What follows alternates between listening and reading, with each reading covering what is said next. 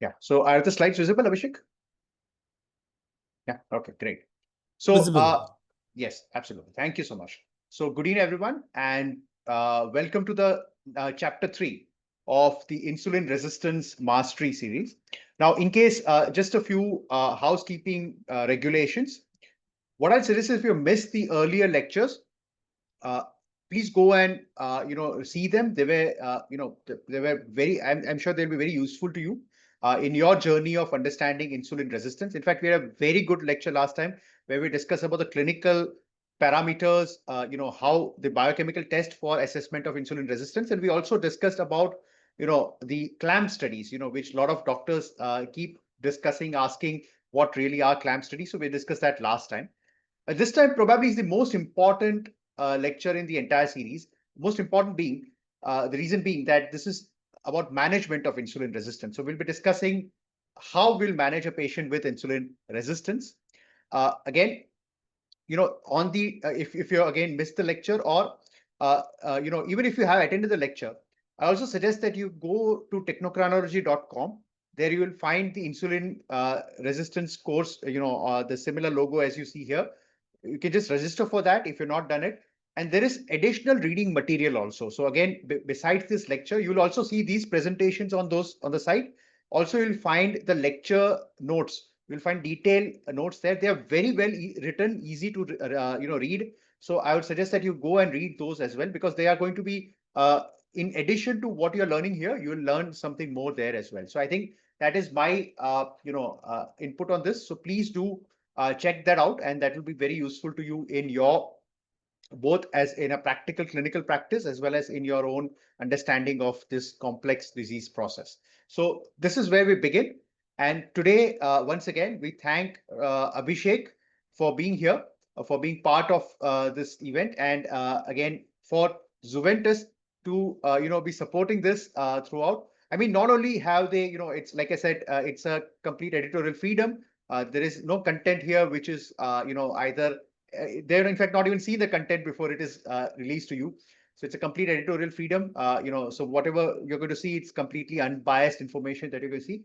But additionally, they have been very enthusiastic in teaching the science behind it, and which is I think a great initiative, because at the end of the day, it's the science. Understanding the science of this is very, very important. And today is especially important because today we are going to debunk a lot of myths about a very useful class of drugs, the PPR gamma, which have unfortunately, nobody supports it. It's like that uncle of yours who everybody knows is great, but nobody wants to kind of support him. So it's like that. So today we are here to really give you the to make you understand why pioglitazone and lobeglitazone are very important aspects of management, and why they should be very useful in our clinical practice even today, where you have other drugs also in the market. Now, if you have a question, please don't raise your hand. Please put it in the chat. So there is a question and answer section. Just put it there. We'll be taking the questions at regular intervals. You will be answering your questions at regular interval. In the end, if you do have any more questions, you can unmute yourself. We'll allow you to unmute yourself and ask the questions if we have time in the end. So without much ado, let's begin. And we have divided this into 4 parts. So in the first part, we are going to discuss about the lifestyle measures which can help and the basics of management of insulin resistance. In the second part, we'll be discussing about the PPR gamma, which is how they work, the pioglitazone, the lobeglitazone, how they work. The third lecture is dedicated to lobeglitazone, where we're discussing lobeglitazone in great detail, because it's a relatively new drug in the market as far as the management of, or as far as the PPR gamma is concerned. So I think it would be something which you need to understand in more detail. And finally, we'll be looking at the other drugs which can be used for insulin resistance, like your metformin, your SGLT2 inhibitors, and GLP1 RA. So this is the spectrum we have today. So again, let's begin. We have a lot on our plate today. So let's begin the session. Okay. Now, the fundamental thing about reducing insulin resistance uh, is that if you do reduce insulin resistance, you not only treat that one aspect, but you also prevent and treat other consequences of insulin resistance. For example, it helps in management of obesity. It helps in management of type 2 diabetes. Metabolic syndrome is quintessential insulin resistance, so that also improves. MASLD and polycystic ovarian syndrome. So these are all conditions which are managed by managing insulin resistance. Now, what basically you need to do, right? So if you're attended our previous lectures, you understand that insulin resistance basically is a disease of the adipocyte. So there's the adipocyte dysfunction which is there, and that adipocyte dysfunction needs to be corrected and needs to be treated, right? Now, there are various approaches to doing it. So first and foremost is to reduce the fat itself in the adipocyte. So if you reduce the fat, the reduction of fat leads to reduction of insulin resistance per se. Now, drugs like SGLT2 inhibitors and GLP1 RA reduce the fat. So that is how they act. So they reduce the fat itself, and by reducing the fat itself, you reduce insulin resistance. Now, second approach is that if you are not able to reduce the fat, or even if you are, a corollary to that is to reduce the chronic inflammation that accompanies the adipocytes being stuffed with the fat. So if you reduce the chronic inflammation, again, you reduce the insulin resistance and you again take the battle forward, right? Now, reduction of the chronic inflammation amongst the medications, GLP1 RA has been known to be very effective in doing that process, and that is where it acts. But now one more drug which really acts here, and it's a very important aspect, and it's been around for a long time, is your PPAR gamma, that is your Pioglitazone and your Lobeglitazone. These drugs, what they do is they redistribute the fat and hence reduce the chronic inflammation. But they have another unique mechanism where which they convert the pre-adipocytes into an actual adipocytes, and these adipocytes basically take up more responsibility of other fats. So they are like, I'll say in a corporate term, they are like HR agents. They are like HR people, right? So they basically recruit more adipocytes. By recruiting more adipocytes, the workload of the existing workers is redistributed and the existing workers are more happy. That is how they basically act in terms of the mechanism, right? And additionally, any drug which prevents the spillage of the fat from the adipocytes also reduces insulin resistance. And here, all these drugs which we talked about act here, and this is how they act, right? Now, metformin has a different mechanism, and we'll discuss that when we discuss the mechanisms of all these drugs in more detail. Now, how can you do the same thing by lifestyle measures, and when should you consider lifestyle measures per se? So if you have mild insulin resistance, then just lifestyle changes are enough, and lifestyle changes should focus on reduction of weight. If you have moderate insulin resistance, then again, dietary modification with structured exercises are important. But most patients who have clinical consequences of insulin resistance, like for example, who have diabetes, who have PCOS, who have MSLD, are already having severe insulin resistance, and these patients require pharmacotherapy along with the lifestyle measures. So in mild to moderate cases, lifestyle measures are enough, but for severe cases with clinical consequences, you require medications for the treatment of the same. Now, what are the foundational principles of lifestyle measures? So you'll have dietary modifications, physical activity, sleep, and stress management. These are three core pillars of insulin resistance reduction in patients with who have insulin resistance, right? Now, let's look at dietary approach. Now, the dietary approach should be looking at reducing the fat storage in the adipocytes. Now, to reduce the fat, you require, well, a lot of people again are not aware that basically a lot of the the carbohydrates is ultimately stored as fat, right? So in a storage form. So again, even fat storage or fat reduction of fat storage does require you to reduce carbohydrate modification, right? So the same principles that you use in diabetes management, that is reducing the the glycemic index of the carbohydrates that you're consuming, and to reduce the carbohydrate quantity in itself, is something which is useful as a dietary measure for reduction of insulin resistance. Now, you see this table here, they've very nicely summarized all the clinical studies that are linked, lifestyle measures that are linked with reduction of insulin resistance. So, again, you can see in all detail, there are a lot of things which are helpful and a lot of things, which have evidence to back it. So, for example, there are studies which have shown that, the daylight, eating during daylight versus nighttime, a lot of Jain people actually do this, right? That has been linked with reduction of insulin resistance. Carbohydrate intake, reduction of carbohydrate intake is known to produce the same, right? Again, having a protein preload, right? So having a protein in the meal before you take your carbohydrate has also been linked with reduction of insulin resistance. Fibers have known to slow the gastric emptying, and again act like incretins for reduction of insulin resistance.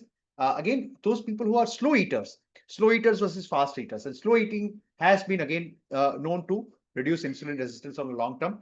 Physical activity, exercise, we'll discuss that in a minute.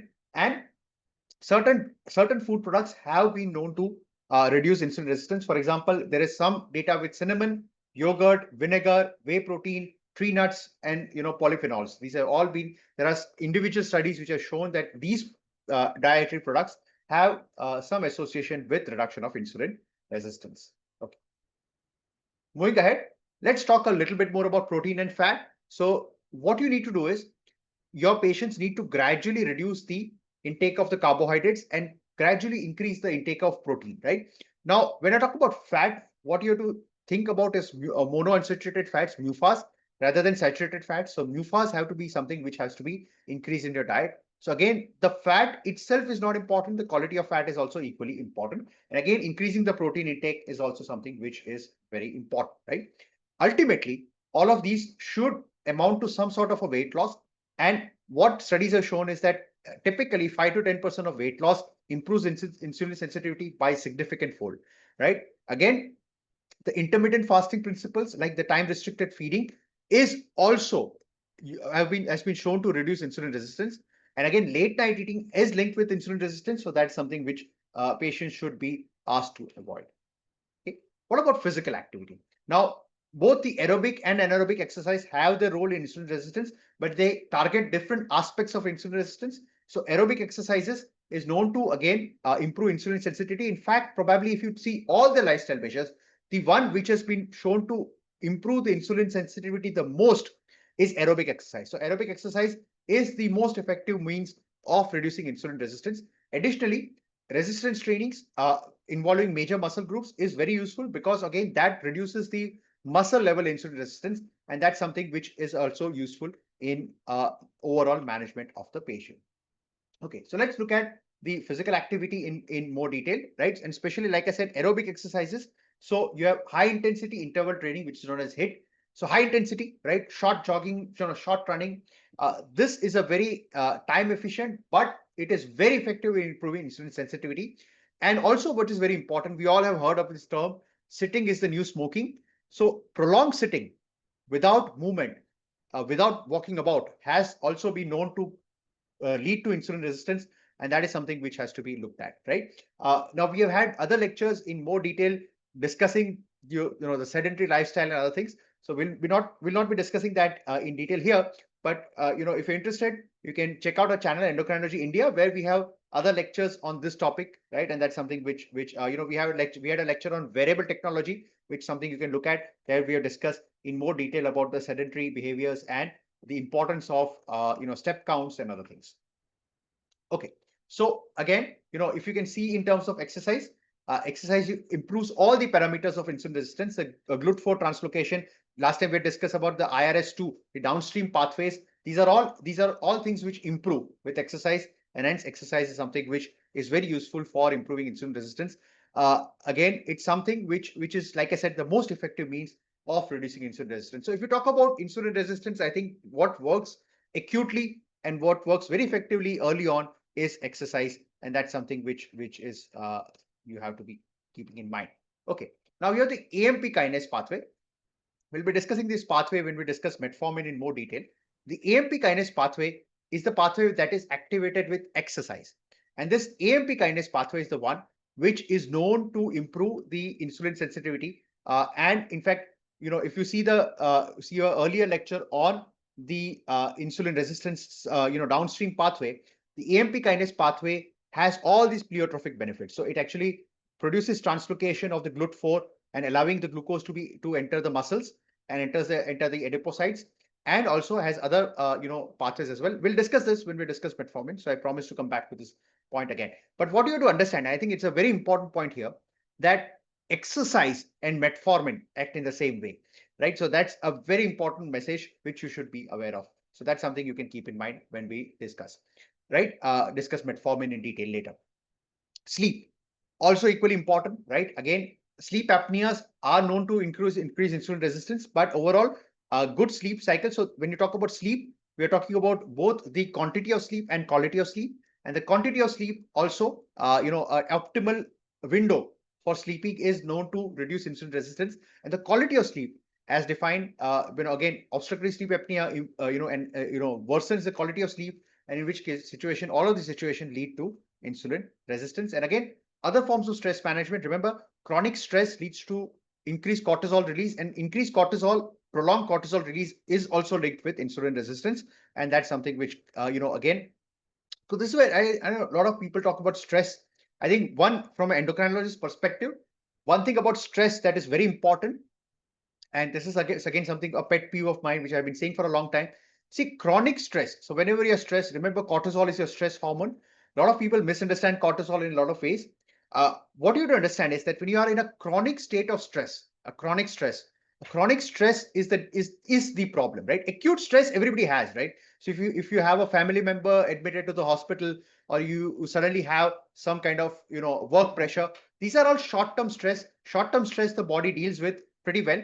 In fact, the stress hormones are actually made for short-term stress, but the long-term prolonged stress is the one that leads to prolonged complications. And prolonged stress, chronic stress, has been linked with insulin resistance without a doubt in a lot of clinical studies, and that's something which is very important, right? Okay, so a quick audience poll while we also take maybe we have a question or two from the audience. So we'll take that. Just give me a second to run the poll.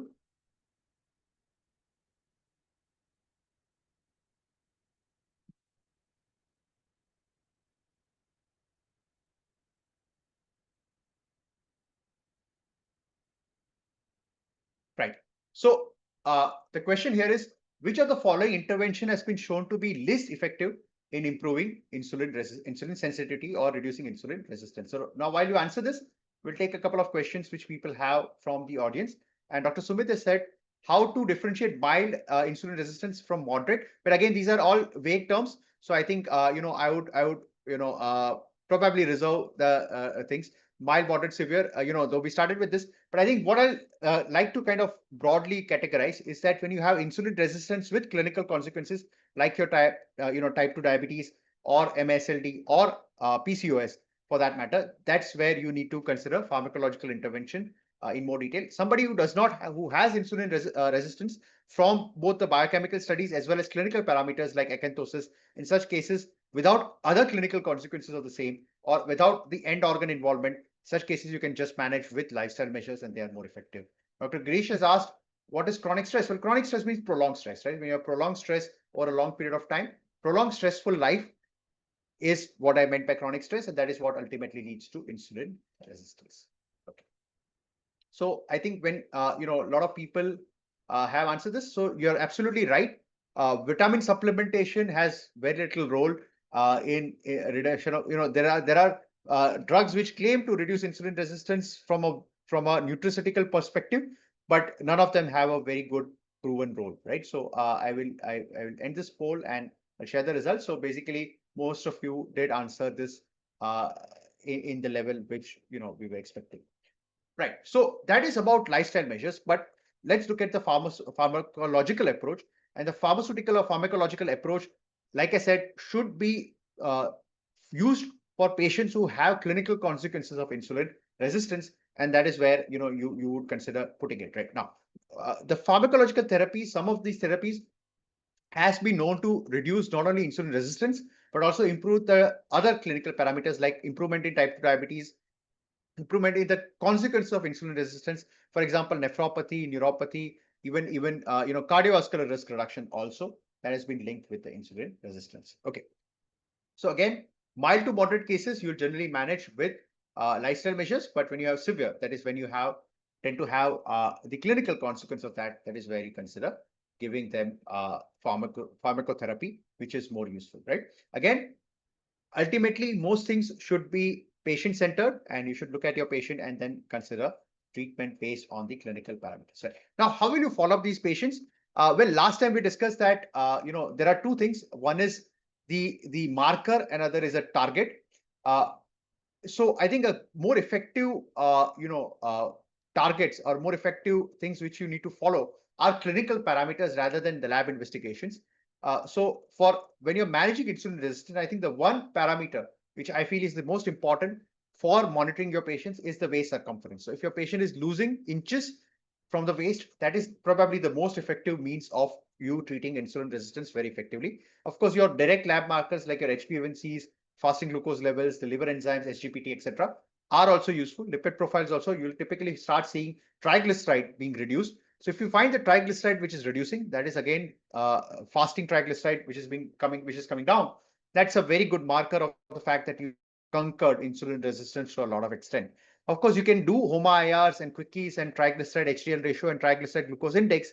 But like I said, I'm not a big fan of using this for, they're good for diagnosis. They are not very good for following. I think one test you should consider for following is a triglyceride glucose index. It's a good test for following your patients on with insulin resistance. So if you want to do a test, don't do any specialized test, just do a triglyceride glucose index. And last time we had also discussed about the EGDR, that is the glucose disposal rate. So these are good tests, a good follow-up, good test for follow-up also. But I think essentially, I think if you talk about one thing which you should follow, and that is basically the waist circumference that you should be following, right? So this ends the first lecture. We'll discuss the second lecture where we'll discuss the pharmacotherapy. But meanwhile, we'll be taking a couple of questions that you have on the screen. So I'll just pick that up.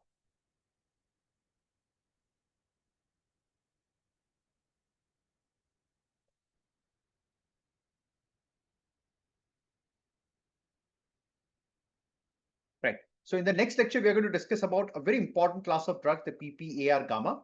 But while we do that, there are a few questions. Manusani has asked. Yes. So I think we already you can see the message which you have put in the chat. Right. You need to go to technochronology.com, and that is where you will be finding the previous lectures. Additionally, you can go to Endocrinology India. You can just search for Endocrinology India on the YouTube, and there you'll find all these lectures as well as the lectures which are going to come up in the future, right? So that you can see this. Role of imiglibin. We'll discuss the drugs, Ravi, in detail. Okay. Meenakshi has asked, some patients on high dose of insulin with uncontrolled sugar, will pioglitazone help? Yes, it will. So we'll discuss that in a minute. There's a little challenge where insulin and pioglitazone is an area of controversy. We'll come to that. We'll just come to that answer when we after finishing the lecture on pioglitazone. What should be the LDL target? Well, LDL target should be as low as possible. So now more and more recent studies have shown that LDL should be as low as possible. Of course, in a diabetic patient, your first target should be to bring it to less than 100. Ideal target is less than 70, and then you can go on for as low as possible. How to calculate triglyceride glucose index? Meenakshi, you need to go to our last lecture where we had discussed about triglyceride glucose index. Again, very simple. Basically, check the fasting triglyceride and fasting glucose level. And last time we discussed about the cutoffs and other things, which you can check it out in the previous lecture. If Syed has asked if the patient has familial hypertriglyceridemia, will triglyceride glucose index be relevant? Well, you would not know whether the patient has familial hypertriglyceridemia until you do a genetic test. Well, it's a proven case, probably not use triglyceride glucose index. But again, in a routine case, remember, one thing you have to understand about familial hypertriglyceridemia is that the familial hypertriglyceridemia is a combination of the genetic predisposition. Along with that, there is also a second hit which happens. So second hit could be because of the lifestyle measures and the metabolic issues also. So a type 2 diabetic patient with familial hypertriglyceridemia will have a very high triglyceride level. Similarly, somebody who becomes pregnant, so she has familial hypertriglyceridemia, becomes pregnant. Remember, pregnancy is a state of insulin resistance. So again, that worsens the triglyceride level. So in a sense, yes, ideally it's not designed for patients with familial hypertriglyceridemia, but you can consider using it in such cases. Okay, we'll discuss Dr. R.K. Datta about lobeglitazone in the upcoming lecture. So please hold your questions for that. Okay, great to see good interaction. I think it's always lovely to keep asking the question. In fact, one of the reasons why you should attend this lectures live is so that you can ask questions and we can discuss these things when we are discussing the topic.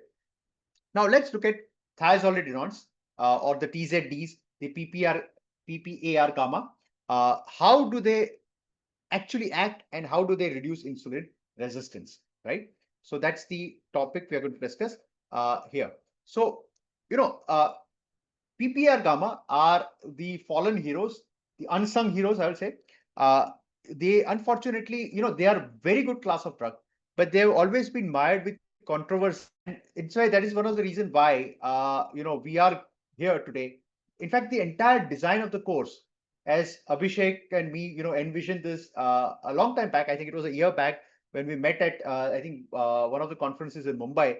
And that is where one of the time when we connected on this topic was, we connect on the fact that a lot of people misunderstand PPAR gamma, right? So I think that is one of I think the foundation reason why we envisioned this course was also this particular reason, right? So we are going to discuss. This is where it all started. So we are going to discuss why PPAR gamma are very important class of drug and why they have been misunderstood and why it's very important. It's in fact the most important drug for reducing insulin resistance. Now, I also remember, I think we had discussed this probably in the last lecture also. Uh, when I was a student in endocrinology, I attended one lecture by Dr. Bansali, Anil Bansali from PGI Chandigarh. And they were doing this study at that point of time where they're looking at using pioglitazone for girls with PCOS. And what their premise was, in fact, I probably have a study which is published on that. What their premise was that I think they said beyond metformin, I think probably they said the most effective drug that should reduce the clinical features of PCOS in terms of the ovarian function as well as in terms of the hirsutism and other things should be pioglitazone. In fact, they did a study where they found, I think they'd done a pilot study then where they had found very effective, pioglitazone for being very effective for reducing the clinical features of PCOS. The only catch there was that pioglitazone led to weight gain, and that is one of the things which girls of a marriageable age or girls with PCOS probably would not prefer. So that was the challenge. But I think now the newer generation of PPAR gamma like the lobeglitazone does solve that problem. So I think I'll probably again envision PGI Chandigarh or any of these institutions probably reconsidering this idea and probably using lobeglitazone now in the era where possibly it could be looked at in terms of treatment in PCOS as well. The only catch, of course, these are not safe in pregnancy. We don't have any studies with pregnancy, so you have to then discontinue this before the patient decides to get pregnant. Okay. So this is the chemical structure of the PPAR gamma, the thiazolidinediones, the PPAR gamma agonist. I'm sorry if I'm calling it as PPAR gamma. They are PPAR gamma agonists. So that's the ideal term for this, right? Now, like I said, the drug has been around for a long time. In fact, it was 1980s when the drug. So this is a short history of this molecule. You had the Pioglitazone, which was first, in 1980s, the first thiazolidinediones, but it was never marketed because it had potential hepatotoxicity. Then you had Proglitazone, which is again, first approved but withdrawn because of, liver failure. But then came the era of Rosiglitazone and Pioglitazone. In fact, Rosiglitazone era was the most rosy era of PPAR gamma. Rosiglitazone unfortunately got entangled in a controversy with, the meta-analysis which was done, which showed that it had a slightly increased risk of heart failure.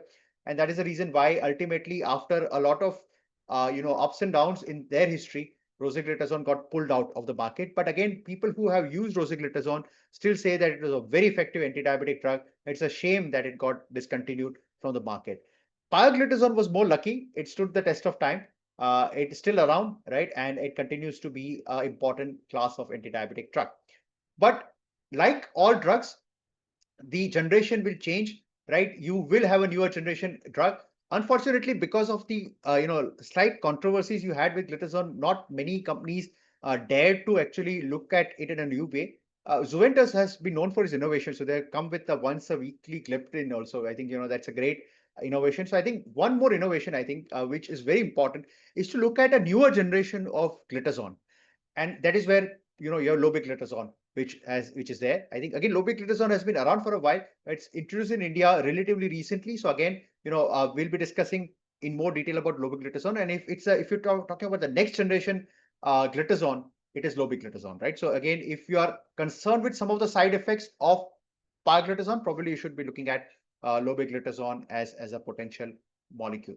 Okay, so let's look at PPAR gamma. Now, PPAR gamma is the primary target of these agents.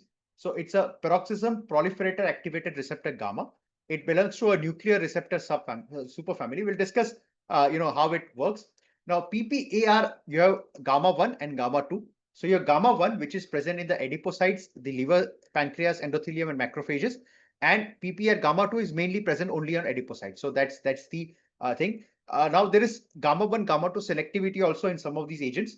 Maybe in future there'll be more selectivity of these, but that is how it acts. Now, how does PPAR gamma agonist reduce insulin resistance? And basically, that's the main mechanism of action which it has. So these are this is a quick summary of how it acts. It changes. So remember, these adipocytes are actually active cells and they release certain hormones called adiponectins, right? Or adipokines. And one of the adipokine is an adiponectin. Uh, there is something called a fatty acid steal phenomena. It's a very interesting phenomena. I'll come to this. And there are certain remodeling of the fat. So fat starts moving from a visceral fat to a subcutaneous fat. And that is one of the reasons why patients on PPAR gamma actually start gaining weight and start appearing more obese. But the thing is that the fat is now moving from visceral, that is the bad fat, to the subcutaneous fat, which is generally a acceptable fat from a metabolic perspective. Ultimately, all of these reduce the free fatty acid efflux from the adipocytes and hence improves the end organ insulin sensitivity also. So insulin sensitivity at the level of the liver as well as at the level of the muscles. So that is how it ultimately acts. Now we'll see each of these phenomena in more detail. So let's see this, right? So again, this is, like I said, a very important slide, which gives you a summary of how PPAR gamma agonist really or thiazolidinediones really act in clinical practice. But let's discuss these phenomena in more detail, right? So now let's see how this drug basically acts at a cellular cellular level and how this activation takes place, right? So basically, it's a nuclear receptor. So it's known. It should be what it basically does is it activates certain proteins and deactivates certain proteins. So that's how it basically acts. So now this is a video which basically shows you how PPAR gamma really act. Okay, so I'll allow you to view this little video and then we'll discuss this in more detail. So here you can see, let me just run you through some aspects of the video. So here you can see the cell membrane, right? And on the cell membrane, inside the cell, you have PPAR gamma. Now, PPAR gamma does not act alone. It requires a co-receptor, which is the RXR, right? And this is the ligand. Now, the ligand is, in this case, of course, PPAR gamma agonist like your Lobeglitazone or Pioglitazone. But the natural ligands are your fatty acids and fatty acid derivatives, right? So that is these are natural ligands. So let's now run this to see how this acts, right? So you have the ligand entering the cell, okay, and then binding with the PPAR gamma, and the PPAR gamma then co-binds with the RXR, which is the which is the co-receptor, right? So it binds with the co-receptor. Now it forms this entire thing, forms a heterodimer. This heterodimer then moves inside the nucleus of the cell, right? So it moves inside the nucleus, right? You can see from the nuclear pore, it goes inside the nucleus. And remember, its action mainly occurs at the level of the DNA, right? So what it starts doing is there are certain areas in the DNA where it either activates or represses certain proteins. In general, the genes which are under the control of this are activated, and that lead to ultimately production of new proteins which have certain clinical action. So we'll see what are the clinical action and consequence of that. But essentially, at a cellular level, this is how these PPAR gamma agonists typically work, right? So it works through a nuclear receptor action. So it basically activates and deactivates a protein. Now, why is this relevant clinically? Why is this important clinically? It's important clinically because of one reason which you have to understand very importantly, and that is that these drugs actually take a little time for it to act, right? Now, this is, just give me 1 second.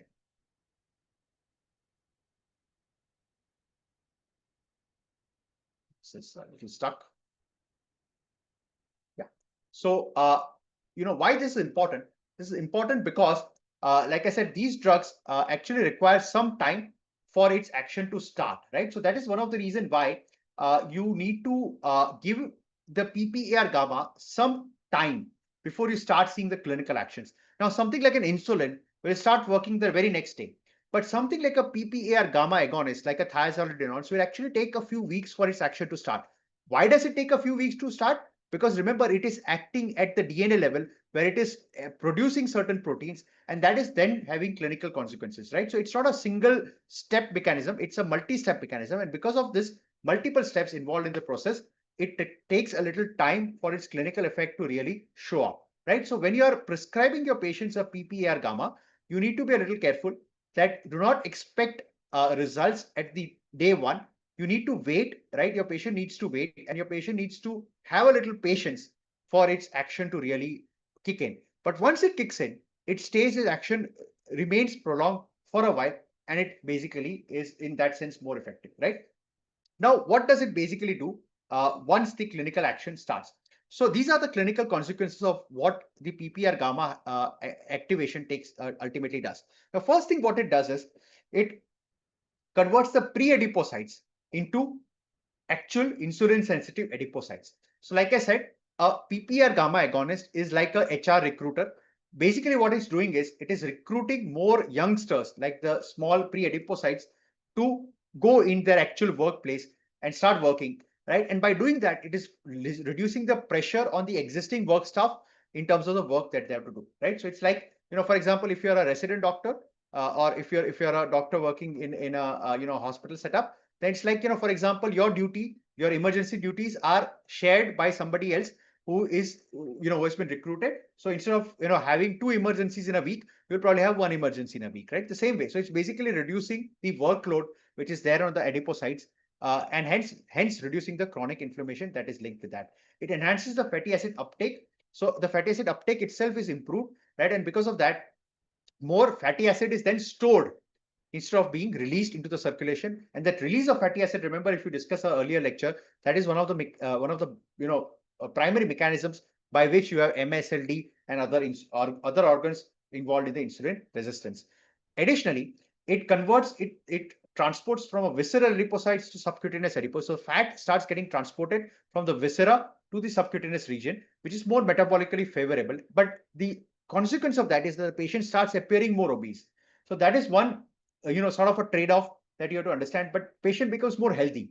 So that's the trade-off that you have to consider, right? It's the what I like to call it as the sumo wrestler phenomena or the Yokozuna phenomena. A sumo wrestler is actually more healthy than you and me because he has a lot of subcutaneous fat. He looks more fat, but he has less visceral fat. And I think we are exactly the opposite, right? So as Indians, we are opposite in that way. So again, it reduces the ectopic fat. So the fat deposition in the liver, muscles, and pancreas is reduced.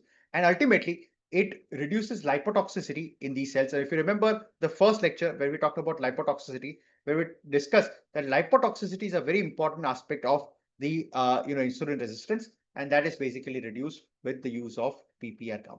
Now, there is one interesting phenomena which is called the lipid steal hypothesis, where basically what they're trying to say is that what PPR, the thiazolidinediones do is that they steal the fat from one area and deposit it in the other area, and they prevent the efflux of fatty acids from the cells, right? So that is how basically it works. And by doing that, it ultimately improves all the aspects of insulin resistance and hence reduces insulin resistance. So I think if you ask me which is the most effective drug for reduction of insulin resistance at the level of adipocytes, currently the answer is PPAR gamma, right? It has a pan insulin resistance reduction at the adipocyte level.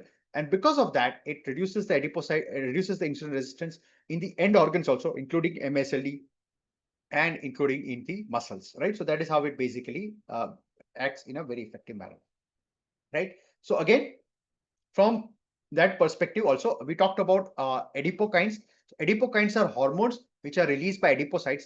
And what we now know is that the activation of this pathway also increases the release of adiponectin, which is a very favorable adipokine, and reduces the release of leptin and the other certain other adipokines, which are actually in the sense may not be that favorable from an insulin resistance perspective, right? So this is something which you have to again keep in mind.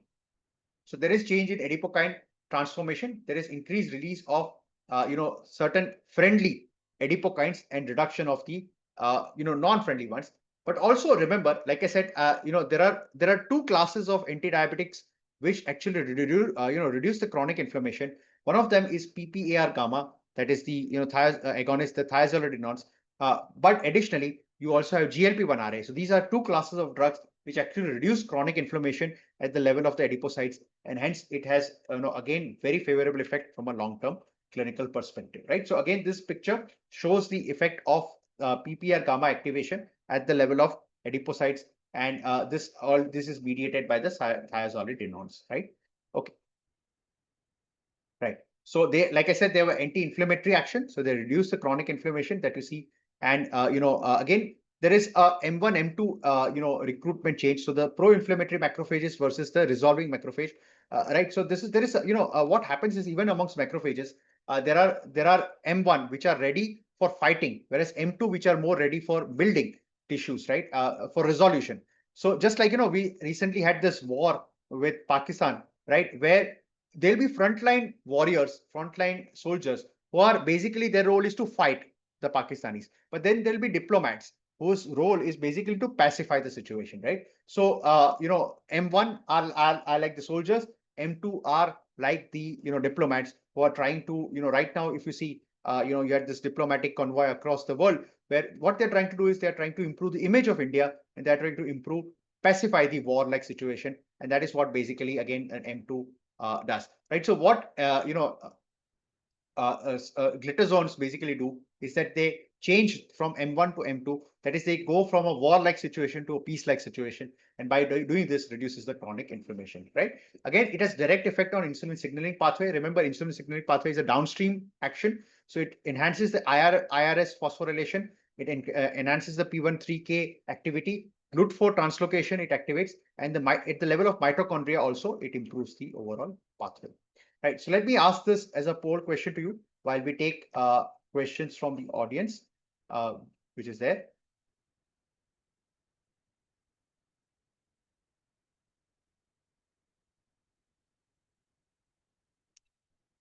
Right. So which of these is the most central to thiazolidinone's insulin sensitivity sensitizing effect? Is it the enhancement of insulin receptor binding? Is it inhibition of hepatic glucose production? Is it the lipid steal hypothesis, or is it direct stimulation of beta cell of pancreas? Right. So a lot of you are answering this.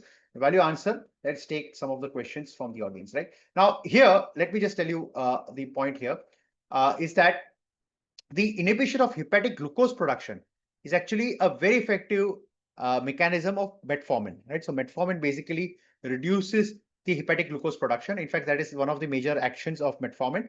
I recently saw a patient, who is a doctor himself, who is having diabetes. Now, he is extremely intolerant to metformin. And if you see his, clinical, if you see his lab parameters, he is on, of course, multiple medications. His HbA1c is pretty good, 6.9. But he came to me saying that, my major problem is that my fasting sugar is not controlled. So the reason why it's not is because this patient is not on metformin.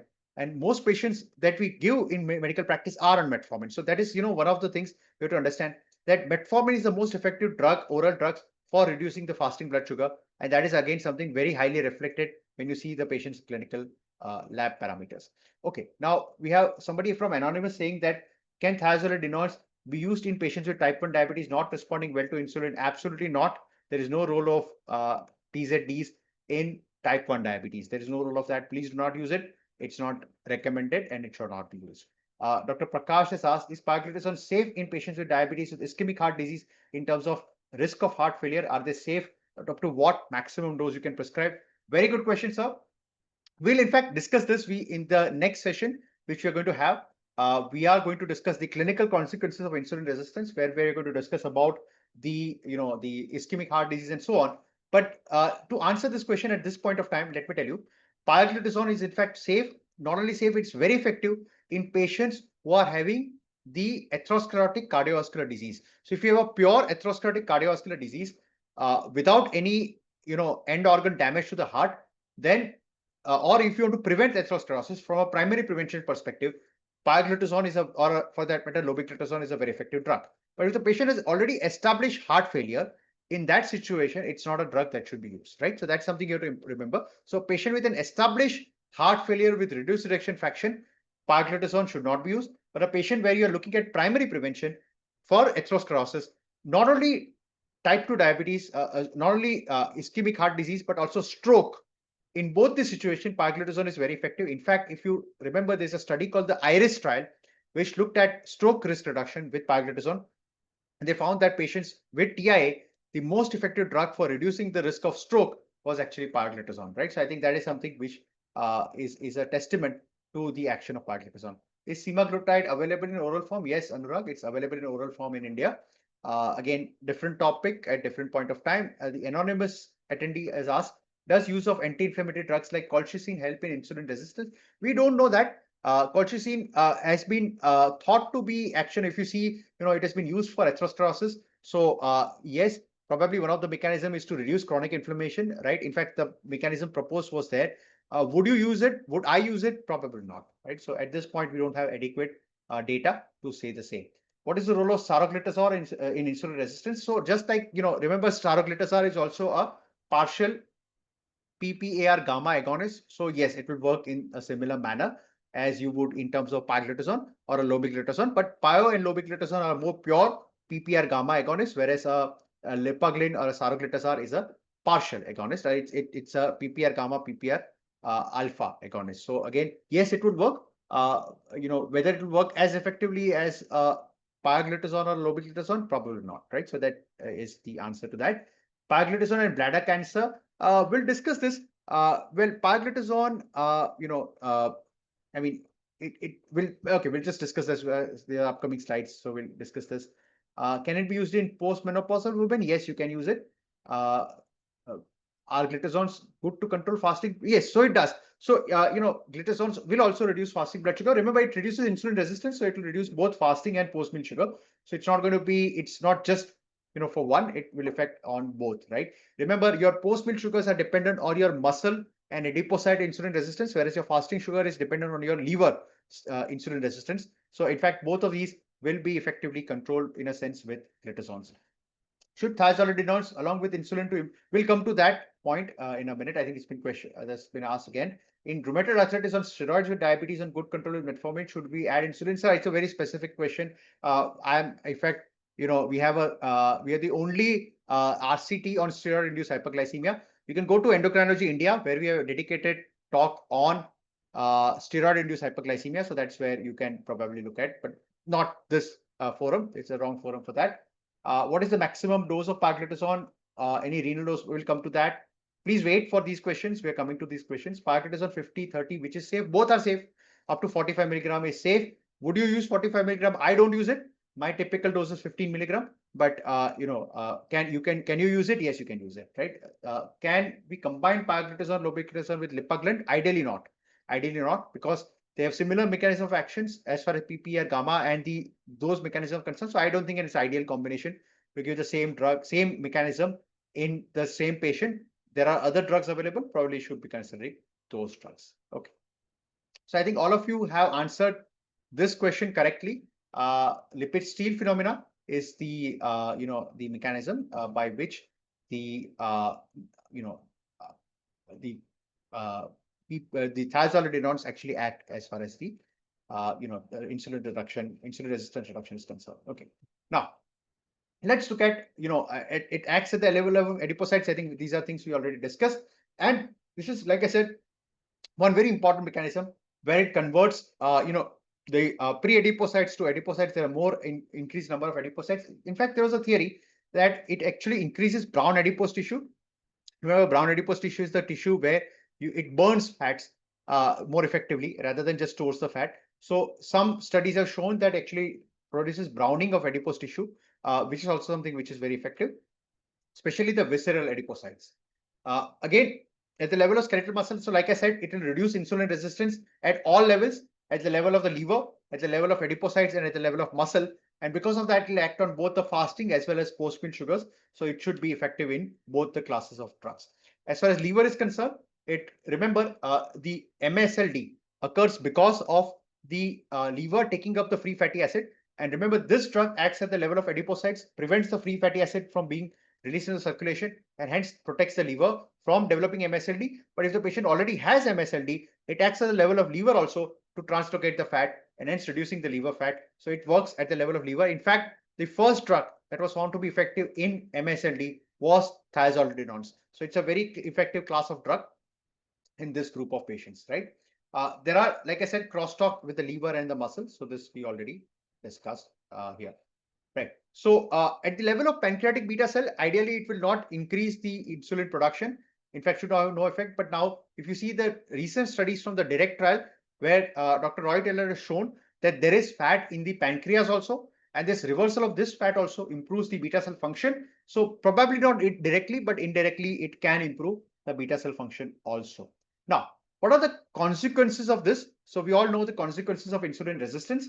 So atherosclerosis is the major consequence of insulin resistance. We'll discuss the consequences in more detail in the next lecture. But having said that, what you have to understand is that using thiazolidinediones, we actually reduce the risk of these complications, which are known to happen because of insulin resistance. Right. Stroke reduction is something I already talked to you about, and this was a consequence which came from the IRIS trial. So IRIS trial, what they did was they recruited patients with history of TIA, and they give them pioglitazone versus placebo. And what they found was there was a statistically significant reduction of stroke. In fact, again, like I said, the most effective anti-diabetic drug right now for reducing the risk of stroke is the thiazolidinediones. So your pioglitazone and lobeglitazone are the most effective anti-diabetics for reducing the risk of stroke. In fact, if your patient already has a stroke, does not have heart failure, a patient with a history of ischemic stroke, the anti-diabetic of choice is thiazolidinediones, right? Because you have enough data there. Somebody asked about renal things. Remember, I think the only thing you have to understand here is lobeglitazone and pioglitazone can be used up to even the lowest of EGFR. But the only challenge is that it leads to pedal edema, it leads to fluid retention.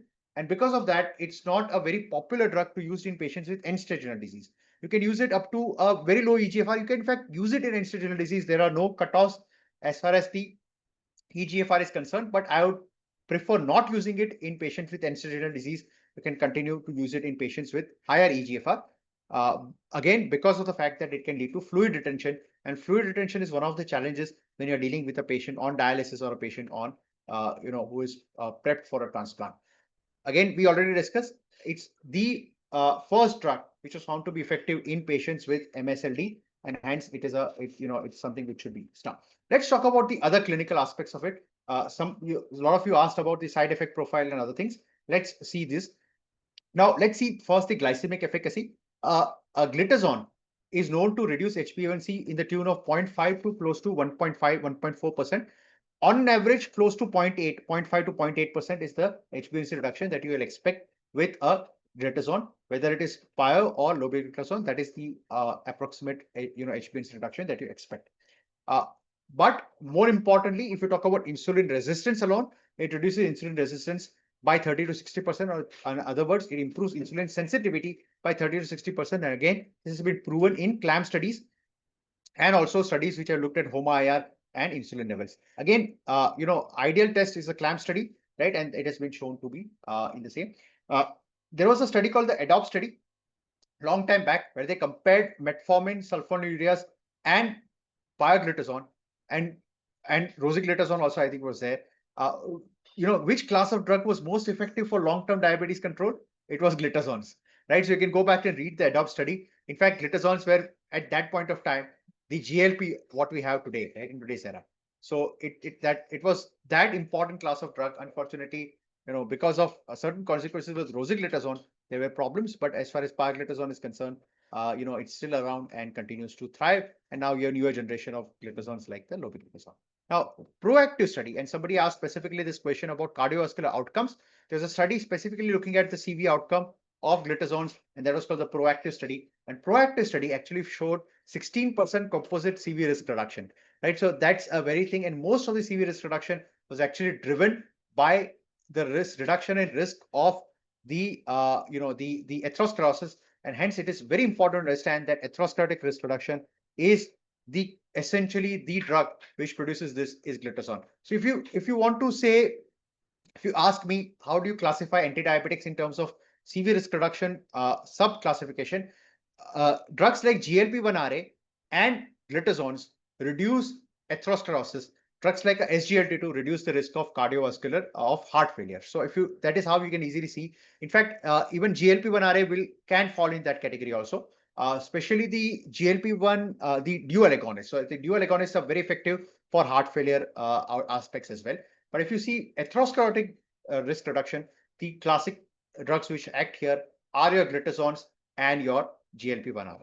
Okay, so it has been known to reduce carotid edema, media thickness, and atherosclerotic coronary atheroma also, which has been known to be effective.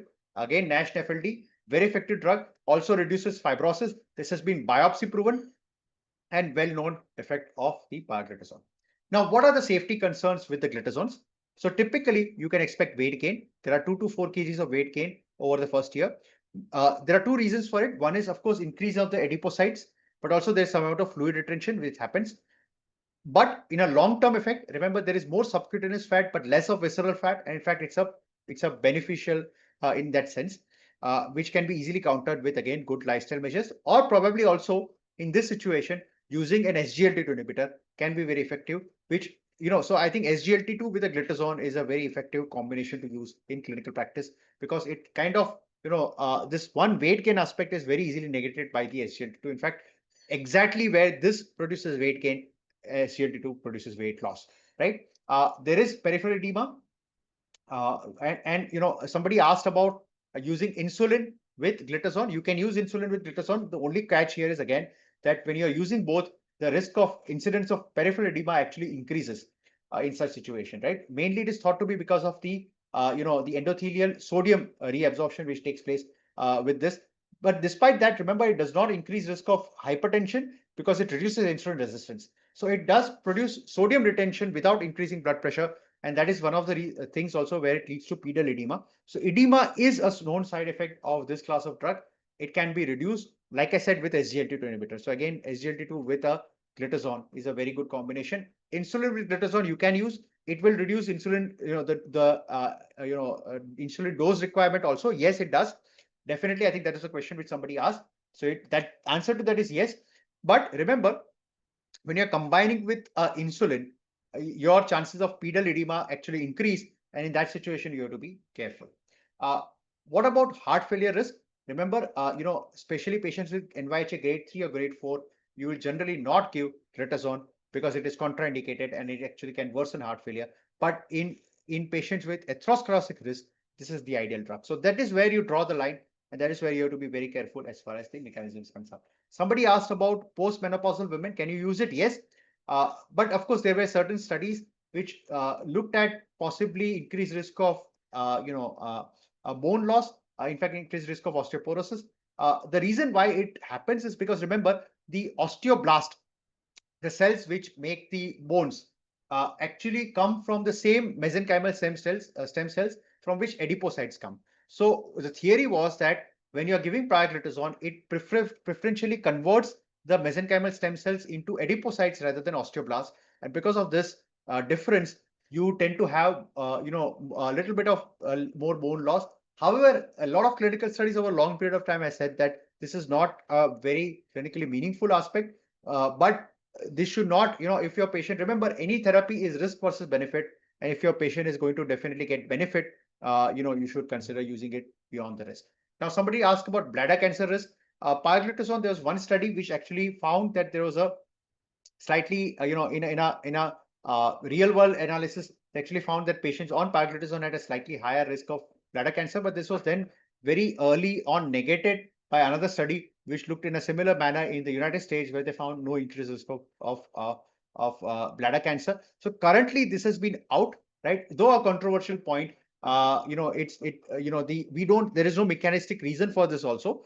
At this point, I'll say there is no data to suggest that there is increased bladder cancer risk. In fact, that is something you should probably draw out of your mind. Again, if this is something which is a concern, probably then you should consider using lobeglitazone. It definitely does not have any risk of bladder cancer. It has been known to be effective, right? So again, that data was only for pioglitazone. It's not a class effect, and probably we don't know, whether that is probably even mechanistically possible.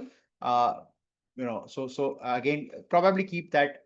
Currently, it has been out, and in fact, there was a reason why briefly, Pioglitazone was banned from the Indian market, but it actually came back when the new data was submitted to the DCGI to say that this probably was not true.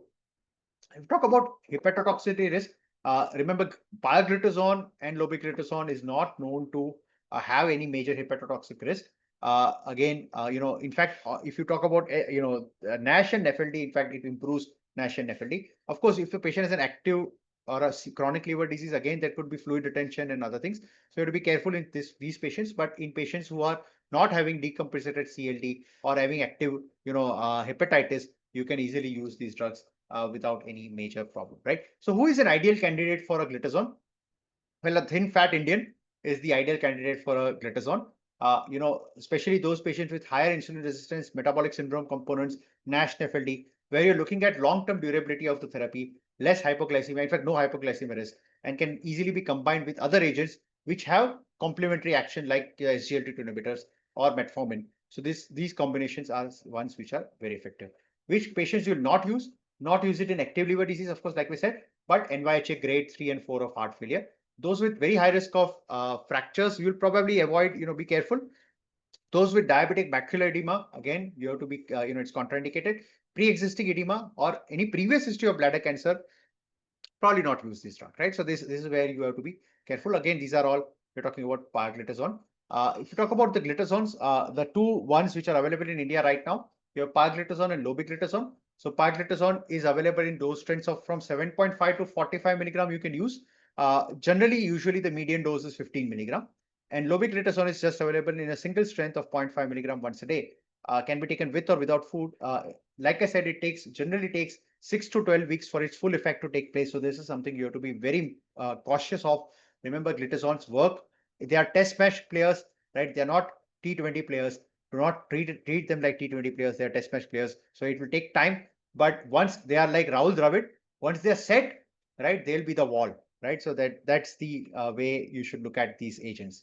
If you talk about future direction, right, there are, we already are seeing innovations, and this group is actually seeing re-emergence because now, if you see a recent paper where they discuss, I read this recent paper where they discussed about insulin resistance in more detail. The authors were very clear that the next era of anti-diabetics drugs are going to be ones which are targeting insulin resistance per se, because that's an unmet need. And the first class of drug which is going to re-emerge now is the glitazones. We already are seeing now the next generation of glitazone, that is Lobeglitazone, in the market, right? So that's the important thing. Now we'll end this lecture here. We'll discuss about Lobeglitazone next, but we'll take a couple of questions here while we go on, right? Okay, so yeah, so Dr. Ashish Saxena has asked, how much reduction of HbA1c is seen by Sarglitasar? Can this be used in MSLD, insulin resistance, or pre-diabetes? So yes, Sarglitasar, I think, we already discussed in some other lecture that something can be used in MSLD. And again, both the Pioglitazone and Lobeglitazone are also drugs which you can use in MSLD. Somebody has asked about anonymous attendee, Pio versus Lobe versus Saro. In fatty liver, we don't have any head-to-head data to compare that. I think there are some ongoing trials with Lobeglitazone for NFLD, more longer studies. Maybe time will tell. But as of now, there is no head-to-head comparison amongst these drugs, and hence very difficult to really compare them here, right? Okay, so these are some references which you can look at. But without much ado, let's now look at the innovation in the field of glitazones, and that is basically Lobeglitazone. So give me 1 second to take this forward.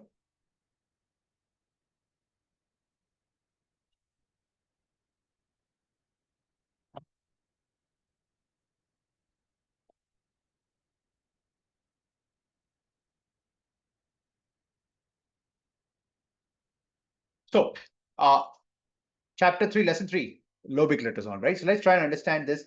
It's available as a brand called Lobetron in the dose of 0.5 milligram from Zuventus, right?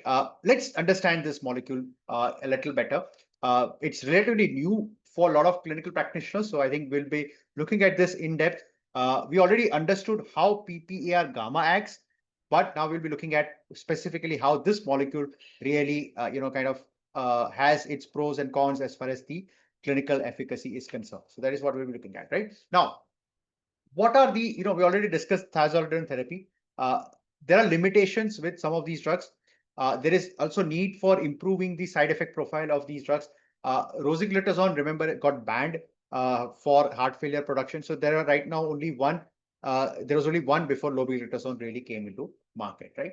Now, there is a structural innovation. In fact, it's a it's a modification in a sense, right? It's a new class of drug completely in a lot of way, but it also retains the key aspects of Pioglitazone that you all are well aware about, right? I just request, if you have questions, please don't raise your hand right now. A little distracting. Just put it in the chat box, and we'll be taking that questions as we go along, right? Now, so we already know Lobeglitazone works like Pioglitazone as far as the mechanism, the core mechanism of action is concerned. It has enhanced binding with PPR gamma, which is the core binding. But and then ultimately that leads to transcriptional regulation of lipid and glucose metabolism. Again, mechanism of action is exactly similar as we saw in the earlier lecture. But there are certain, if you see under the hood, there are certain changes in the mechanism, probably more effective binding with the or more specificity in binding with the nuclear receptors. Now let's look at the pharmacokinetic profile. Generally, it has a very rapid absorption. Peak levels reach in about 1 to 3 hours. There is a half-life of about 7 to 9 hours, and a steady state is achieved by 5 days. Remember, again, it's a test batch player, right? Take it slowly. So you have to understand that do not expect PPR gamma to work straight away. It will take its time. But once it acts very effectively. It has minimal renal excretion, so hence you can give it in patients with renal dysfunction also. So that is something which is important. As no bioavailability issues with food, so can be given with or without food. And again, it has dose proportional pharmacokinetics, but currently available is 0.5 milligram single dose agent, right? Now, if you see the clinical trials, it has about 0.44% versus placebo to 0.74% reduction in combination with metformin. And again, in their clinical trial, 44% of the patients achieved the target HbA1c of less than 7% with the use of these agents. There are also, the other endpoints, that is the insulin resistance endpoint, like the HOMA-IR, also improved with the use of these drugs in comparison, right? Now, let me show this slide to you in terms of the benefits as far as the lipid profile is concerned. So remember, you are reducing insulin resistance, so you'll have a favorable lipid profile. So there'll be triglycerides. So Lobeglitazone reduces triglycerides. This has been seen in the clinical trial. Improves the HDL levels, reduces the small dense LDL, and reduces the free fatty acid levels. So all of these are quintessential markers of insulin resistance. In fact, the typical profile of insulin resistance related lipid profile is actually reversed with Lobeglitazone, and I think that makes it very good as far as the atherosclerosis risk reduction is concerned. Now, one of the reasons why PPR gamma are very popular even today is because of the NASH and NAFLD benefit, and the NASH NAFLD benefit you do get with Lobeglitazone also. In fact, again, there are now extensive studies being looked at from a Lobeglitazone perspective as far as the NASH benefits are concerned. And again, in future you'll have more studies which looks at this particular thing. But at this point of time, remember, it's currently not approved outside of type 2 diabetes spectrum. So if you are going to use it in a patient with type 2 diabetes with MSLD, and not type 2 diabetes, not a MSLD without type 2 diabetes. So that's something you have to remember. Now, if you look at CV and renal benefits, it is shown to reduce cardiovascular risk, right? Has no increased heart failure risk. At least none of these studies have shown increased heart failure risk. So probably it might be better there from Pioglitazone, but we don't have robust data here as far as heart failure is concerned. So I'll still be cautious in patients with existing heart failure. But having said that, as far as the current data is concerned, it probably is a slight edge over Pioglitazone as far as the risk of heart failure is concerned. Again, it has been known to improve endothelial function. Again, this is common to all class of glitazones, but that again has benefit as far as long-term CV risk is concerned. But very interestingly, this is one area where Lobeglitazone actually gets an edge over other glitazones, is the reduction in the risk of the renal outcomes, improvement in the renal outcomes. So just like some of your other drugs like your SGLT2 inhibitors and GLP1 RAs, Lobeglitazone also reduces new onset of microalbuminuria and prevents the progression of albuminuria. So in fact, and improves the urine albumin creat ratio. So I think of this as the renoprotective pioglitazone, right? I think that is a good way of looking at lobeglitazone. So I think one of the major areas where, when you looked at the data of lobeglitazone, in fact, we have written notes in our notes on notes in endocrinology series. We had written a very detailed note on lobeglitazone sometime back, and where this is the area where, when I read a lot of papers on this, I realized that this is one area which is a very important area of highlight for lobeglitazone. That lobeglitazone tends to have some of these, renal benefits which have not been shown with, earlier glitazones. I think that is where it gets an edge over the, other clinical drugs. Let's take a poll question here. We'll answer this question. So it's like a prelude to what we're going to see. So let's see, how we answer this. But while I do that, I'll take a few, questions from the audience as we run this poll. Right. So the question here is, which of the following represents the most significant advantage of lobeglitazone over earlier glitazones? Is it because complete absence of peripheral edema? Is there a 12-4 enhanced PPR gamma binding affinity at lower dose, ability to be used without any monitoring requirements, or does it have no requirement for hepatic metabolism? Is that the major advantage? Okay, so just I'll allow you to answer this. A few questions will take. So your triglyceride insulin resistance, role of saroglitazar. I think we discussed this already. Saroglitazar, put that in the same group as PPR, other PPR gamma. So that is how I'll answer that. Manish Bansal has asked, what is the major difference from pioglitazone? We'll come to that. So that is where we are going to see. And, again, more specific binding as far as the, mechanism is concerned. Okay. I will come to these points in a minute while we do this, but, you keep answering the poll, I'll come to the answer here, right? So the answer here is, okay, I will answer next page. Okay, the answer is that you have 12-4 enhanced PPR gamma binding at the lower dosing. So that is one of the major mechanisms that also answers, Manish Bansal's question also there. Right, so all of you, most of you got this correct, and I think we will go on to the next part. Okay, so this is where we compare with pioglitazone. So I think this is the question which a lot of you were asking, and this is the answer to that question. Okay, so what are the advantages versus pioglitazone? So the weight gain with lobeglitazone is lower compared to pioglitazone. So just like I said, you think of it as a modern pioglitazone. Okay, so less weight gain compared to pioglitazone, where typically lobeglitazone will have a weight gain of about 0.9 to 1 kg, whereas pioglitazone you can expect 2 to 4 kgs of weight gain. There is no known adverse effect on bone mineral density as far as the data is concerned. Whereas pioglitazone, there were certain concerns with bone mineral density, which we discussed. There is no dose adjustment required in renal impairment. In fact, like I said, it is a renoprotective effect, which pioglitazone does not have. And again, you have to be cautious with higher grades of renal dysfunction with pioglitazone, mainly because of the edema. And if you see peripheral edema, the incidence of peripheral edema, though present, is relatively less compared to what has been reported with pioglitazone. Okay, so please, remember this: lobeglitazone does not remove the risk of edema. Patients do have edema, but the risk of edema is lower compared to pioglitazone. Fluid retention is lower with compared to pioglitazone, and I think that is one of the major mechanisms. I think one of the theory here is that the renal effects on the sodium reabsorption pathway, which pioglitazone had, is not there with lobeglitazone. In fact, it has a protective mechanism there, and probably that is one of the reasons why lobeglitazone tends to be more renal friendly compared to pioglitazone.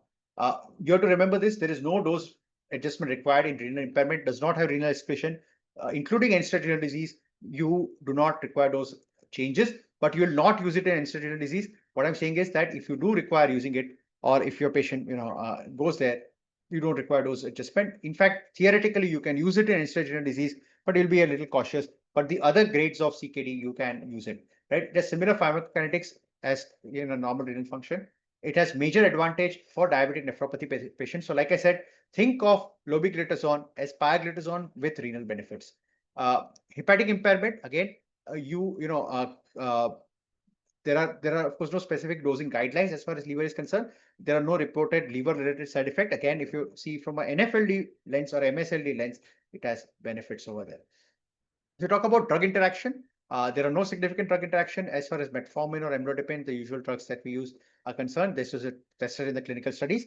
Warfarin, there is increased exposure. So again, your CYP3/4, CYP3A4 pathway drugs, there is a monitoring which will be required. What about dosing and other things? So clinical aspects, 0.5 milligram is the standard dose. You can use it with or without food. You do not require dose adjustment in renal impairment. You just, of course, monitor the HbA1c, liver enzymes, edema, weight, and all that. And heart failure, bladder cancer history, you will still be cautious, even though there is no data to suggest any form of bladder cancer, and there's no data as far as increased risk of heart failure also. But at the same time, because of the legacy of pioglitazone, you have to be careful in these patients. So do not use it in patients who have prior history of bladder cancer or existing history of heart failure. And the brand name, as we discussed, is Lobitron. Okay. So how do you see it in terms of clinical positioning? And we already discussed patients with severe insulin resistance, with metabolic syndrome, concomitant NFLD, those with renal impairment. Again, it's a good drug to use there. And patients with history of bone fractures, where you think pioglitazone is a good idea, maybe lobeglitazone.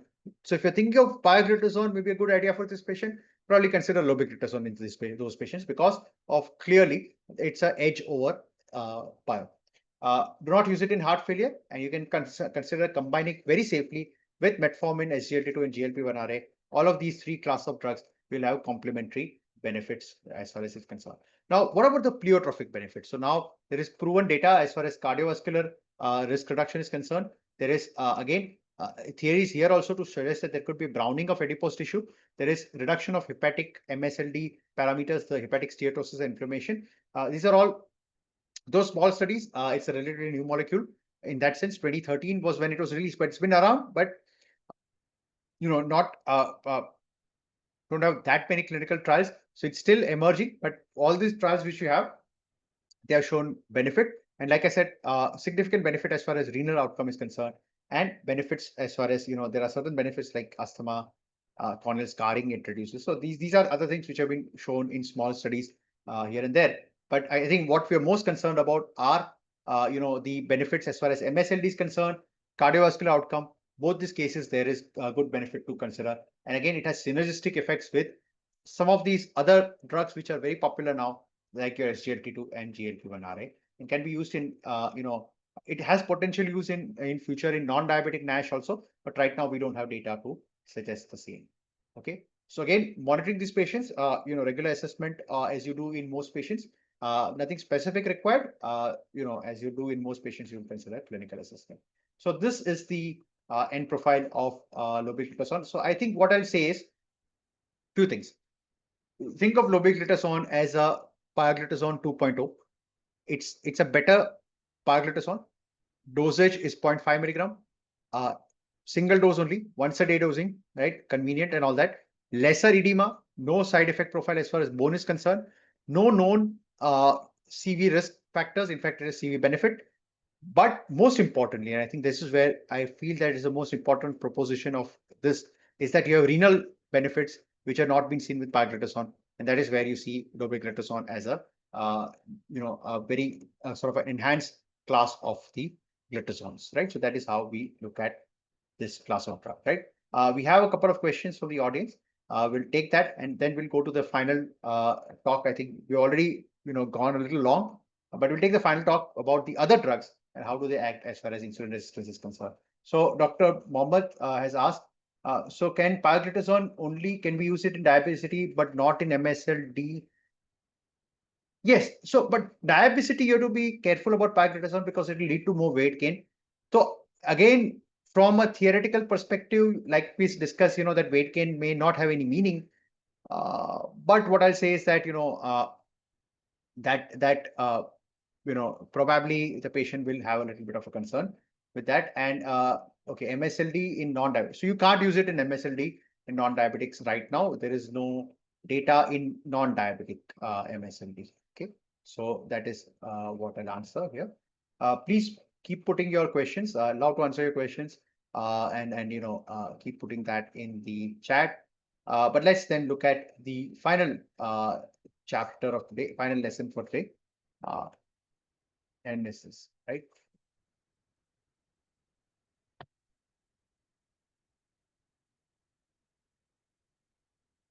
Right.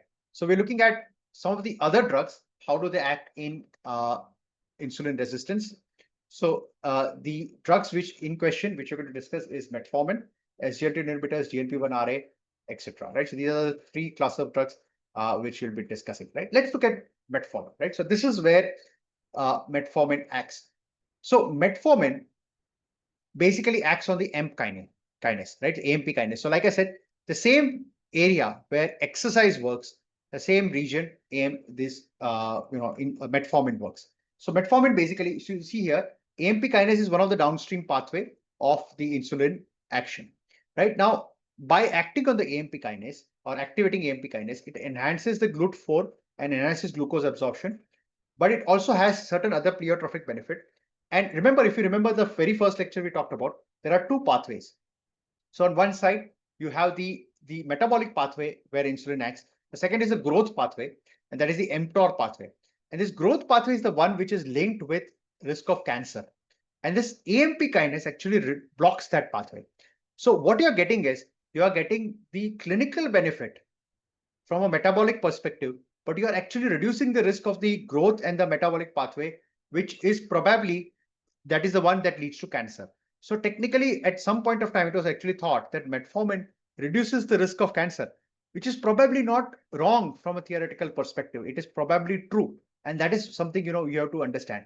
It also, and a lot of people don't realize this, it also reduces the HMG-CoA reductase pathway, right, which has impact on the fatty acid and cholesterol synthesis also. So there are benefits of metformin beyond its action as an anti-diabetic drug. And I think that is, again, unfortunately, it's never been studied that well.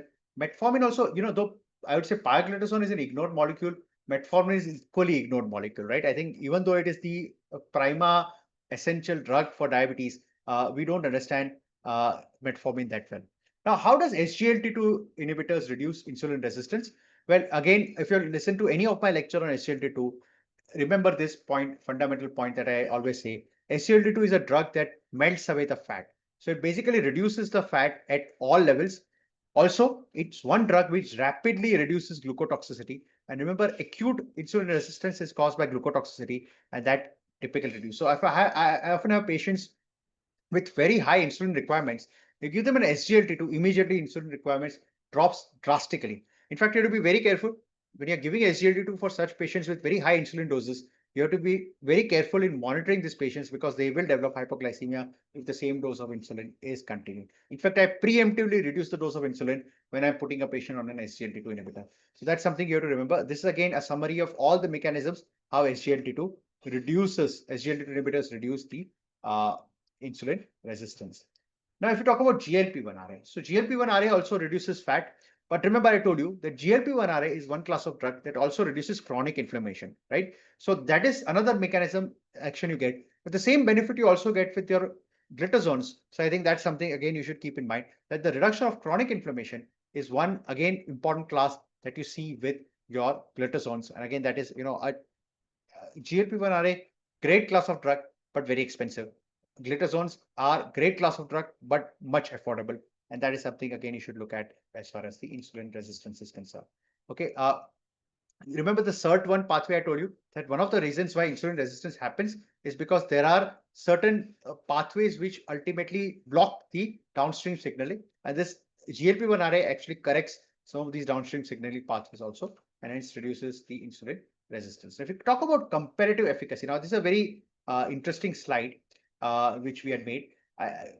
Let's compare the comparative efficacy as far as the insulin resistance is concerned vis-a-vis the weight of the patient. So what you see is the dark pink color is the change in the weight, right? And the dark pink color is the so it's a HOMA-IR improvement, right? And the light pink color is the change in the weight. So if we talk about metformin, right? Metformin, you are having improvement in the HOMA, so improvement in insulin sensitivity, right? Which you can see here. But there is again a similar weight reduction. If you see SGLT2 inhibitor, again, you'll have clinical benefit. But if you see these two classes of drug, where you find maximum benefit, right, as far as the HOMA-IR improvement is concerned, right? But if you see in terms of the weight reduction, GLP1 RA has, of course, much more weight reduction, whereas glitazones will actually produce a little bit of weight gain. So that is something you have to keep in mind. But having said that, I mean, in terms of insulin resistance reduction, overall, the drug which still stands the test of time and far more cost effective than GLP-1 RA is your glitazones. So that's a testament to the benefit of the same. Okay. Let's take a poll question and also take some questions from the audience as we are going along.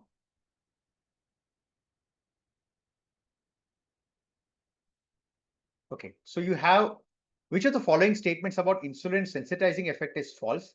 Metformin primarily improves hepatic insulin sensitivity through the AMP kinase pathway, SGLT2 inhibitors. So you have to say which is false. SGLT2 inhibitors consistently show greater improvement in HOMA compared to GLP-1 RA. GLP-1 RA agonist reduces visceral adiposity more effectively than SGLT2 inhibitor. And combination therapy with metformin and GLP-1 may have synergistic effect on insulin sensitive, which is false. Okay, so yeah. So while you answer this, let's take a couple of questions which you have. Okay, I think we already answered for a moment. Okay, Dharmadev Jammu and online CME. I did not understand that question. So can you just reframe the question and post it again? I think there's some typing error. Okay, great. So let's then quickly move on to the last part today. And yeah, so this is the answer to the poll, right? So SGLT2 inhibitors are not more effective than GLP-1 RA. GLP-1 RA is more effective as far as insulin resistance is concerned. And again, a lot of you did get the result answer correctly. Okay.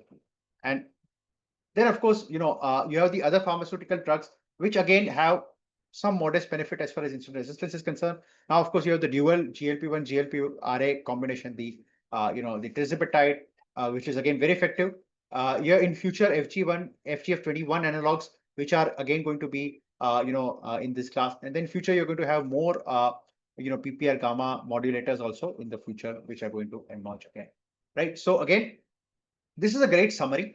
And this is one slide I want you to take home. Remember, insulin resistance are at 3 levels in clinical practice: adipocyte, skeletal, and hepatic.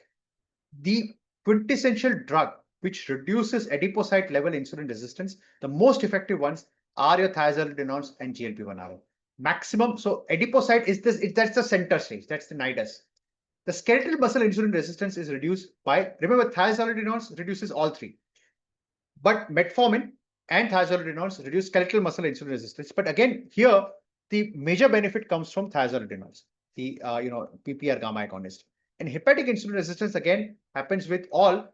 But remember, hepatic insulin resistance, the thiazolidinediones do not have direct effect. It's more of indirect effect. Here, the major drug is metformin. So if you talk about adipose and skeletal muscle insulin resistance, the primary drugs are your glitazones. If you talk about adipocyte alone, you have glitazone and GLP-1 RA both take the center stage. If you talk about liver, hepatic insulin resistance, the major drug here is the metformin, right? So again, this is something you have to keep in mind when you are looking at it, right? And of course, clinically, mainly you'll monitor these patients with clinical parameters. And like I said, the waist circumference is the most effective parameter here, right? So I will end the lecture here. And I think we are a little overshot, but just half an hour over the time. So apologies for that, but I think, we did cover everything we had to cover. Like I said, this was the most important lecture which we had. And, we'll take a question or two if somebody has it, if you want to, now you can raise your hands. We'll allow you to unmute and ask your question live. But meanwhile, Abhishek will take, a few comments from you. Well, sir, believe me, the entire program, right, especially the third one, the examples which you quoted, me being a fan of cricket, the example of Rahul Dravid and Test match and how glitazones were very pertinent. Okay. Yes. And in fact, sir, as far as this thing is concerned, I would like to thank you for making in fact, you were the impact player, I would say, as far as this entire thing is concerned, which made the topic really very simple. And even we have got few messages right now saying that, in fact, there are few people who couldn't attend. Already people are asking for the YouTube links and how they can listen to this. So that itself talks about the content and the hard work, sir, which you have put as far as this content development is concerned, sir. So thank you for that, sir. Thank you. Thank you, Abhishek. Yeah. And I think, we have just one last question from Dharmadev, who has asked about lobeglitazone and dysglycemia. So yes, it is the drug for dysglycemia. You know, so should be, you know, I think that is where you should be risking it. Dyslipidemia, if you're asking, also it's effective. We already saw the insulin resistance related parameters are improved. And Dr. Santosh has asked about vitamin E in fatty liver. I think we have a course on fatty liver in more detail. So maybe, you know, you can go there. But I'll just to answer this, I'll say that, you know, vitamin E has been found to be effective in the PIVENS trial, where they looked at vitamin E in non-diabetic patient to be effective. And thank you, Dr. Mohammed. Thank you so much for the kind words which has said. I think in the end, I think Dharmadev wants to probably you know, ask a question, so we'll allow him to talk. Yes, please go ahead. Sir, good evening. Good evening. How are you? I'm fine, sir. I was at IDF and you delivered a great lecture over there also. Thank you. Could not Thank you so meet much. because you left after the lecture, I think so. Yeah. Sir, my question is, we see some of the patients who are obese class 1 or Yes. class 2. Yes. They come with sugars of somewhat around impaired fasting and impaired PPGs, A1Cs of somewhat around +6, less than 6.5, and the C-peptides are more than the highest reference range. So in Right. those patients, is it feasible to start a pioglitazone or lobeglitazone with SGLT2 inhibitor? Because that will make the molecule weight neutral, that will Yes. take out fat from the body, and the adiposity part is also cleared, and the SGLT2 inhibitor will somewhat burn around 300 calories, and we target 3 to 5 kg weight loss. So as Right. if we see 7% that is achievable weight loss, so we can give. I've tried in some of my patients, 4 to 5 patients, and I've got very good results. They have decline in their HbA1c levels also. On contrary, we have, sir, some patients with high TG. In that, I also use saroglitazar, lone saroglitazar, that will click all the boxes. High TG, the fatty liver component, Absolutely. and it will decrease the A1C level by 0.5, somewhat around. Yeah. So, is my application okay, or will you suggest anything else? And second question, sir, I Yeah. recently had a patient with acute pancreatitis. She's an elderly lady of 50 years age, diabetes since 5 years. She came with TG of 2800, Right. and total cholesterol is also somewhat around 500. LDL is also touching 250, 300, and she has the same trend. So she initially, just now, she is on insulin, and we are planning to switch her to a saroglitazar and omega-3 fatty acid. Yes. Anything else you can suggest in that? I have make a commitment to her to be on basal bolus for at least some time, and we'll bring down the HbA1c level from 10 to 7. We have target of 10 to 7. She's on 10 HbA1c just now. She's Right. not thyroid. She is mildly elevated SGPTOT and grade 2 fatty liver. Okay. So let me first answer, you know, your second question first. In fact, recently, you know, we saw a patient in the ICU who had 8,000 triglyceride. I'd never seen a value like that. You know, so yeah. So basically, these patients have some sort of a familial component to it, and then added to that, you have the you know, the metabolic component added to that. So an ideal approach is what you did is exactly right. In fact, you have to hit early, hit hard. So you would not only give them basal bolus insulin, probably I would, you know, admit with a 2000 triglyceride, I'll admit her. If she was not admitted, I'll admit her. I'll give her an IV insulin. And before discharge, try to bring the triglyceride down to a safe level to less than 1000. It's quite possible if you give this patient a IV insulin infusion. Additionally, you know, I would consider giving this patient saroglitazar straight off the bat, right? And, you know, even the omega-3 fatty acid. So the patient with 8000, actually give him an IV insulin. You know, we started him on omega-3 fatty acid, and we give him a saroglitazar, and this patient is actually doing quite well now. And you know, like you did, we discharged this 8000 triglyceride patient on a basal bolus insulin. He's on a basal bolus insulin currently. So that is how you do it. Now, since the patient has already developed pancreatitis, whether you should commit to the patient getting off basal bolus insulin is a little difficult, because, you know, we don't know the status of our own endogenous beta cell function at this point of time. So what you can then promise is to have a good control, rather than just kind of, you know, looking at removing the insulin. Maybe if the patient may require to continue the insulin, that will be a good choice also. Talking about your second question about your approach to patients with obesity and high insulin resistance, you're absolutely right. In fact, if you talk about Dr. DeFronzo, he actually wrote a paper, and can check this out. There's actually a paper where he said the three anti-diabetic drugs that I'll use is GLP1 RA, SGLT2, and glitazones. Right. So these are, in fact, there's a paper with probably a similar title. So what his theory is that, if you had to throw all the anti-diabetic drugs in the ocean and just retain three, these are the three which you should retain. And he's very right, because these are the three drugs which in fact cover most of the pathophysiology of diabetes very effectively, also have long-term clinical benefits. So that is how you look at it. So you're right. And again, for an obese patient, you can actually mitigate the side effect profile of these patients in terms of weight gain with the use of SGLT2 and or GLP1 RA along with the glitazone. So I think that is the right approach. I completely agree with you.